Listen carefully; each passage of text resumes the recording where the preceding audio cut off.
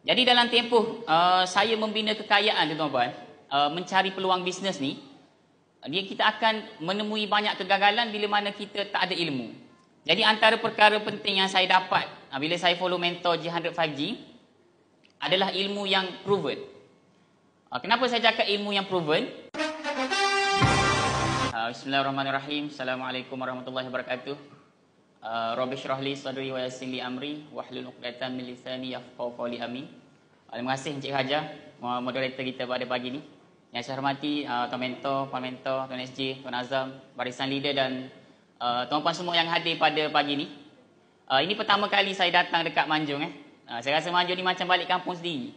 Macam berada di Kelantan. Dia punya suasana tu macam tak crowded macam di bandar. Okey. So yang pertama sekali tuan-puan, Dr. Muaz PM saya tu bagi testimoni bagi side anak muda. Siapa sini yang anak muda? Cuba berdiri. Oh, seorang. Okey. Ramai anak muda? Okey. So tuan-puan, tadi tuan-puan dah dengar daripada pelbagai background. Antara specialnya 5G dan juga G100 ni adalah dari sudut background. Siapa sahaja yang datang, kejayaan mereka boleh brain. Sebab yang capai tu ada bermacam-macam. Ada anak muda, penjawat awam, kerja swasta, semua ada. Jadi untuk saya tuan-puan, saya nak share perjalanan saya dalam membina bisnes. Jujur tuan-puan, saya daripada kecil memang saya nak jadi orang kaya. Tapi saya tak tahu cara macam mana. Sebab daripada kecil memang kita hidup susah dan tak ada everything. So nak sesuatu kita kena usaha sendiri.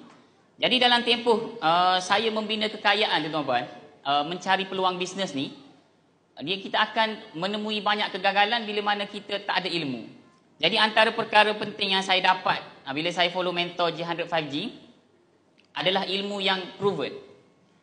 Kenapa saya cakap ilmu yang proven? Sebab dekat luar tuan-puan sangat banyak mentor bisnes yang bercakap benda yang mereka tak achieve.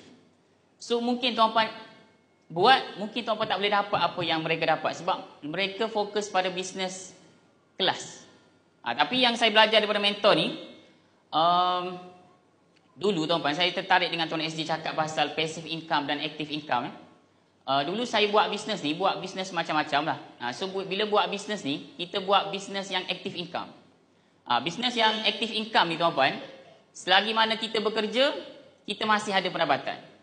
Jadi bila saya dah penat buat bisnes tu, masa tu saya nak posting sebagai seorang guru dekat KL. So nak dijadikan cerita pada ketika tu saya jumpa Tuan Muda Azam. Bagi satu tepukan untuk saya punya leaders upline. Kalau tak kerana Tuan Azam, hari ni saya masih lagi, mungkin saya juga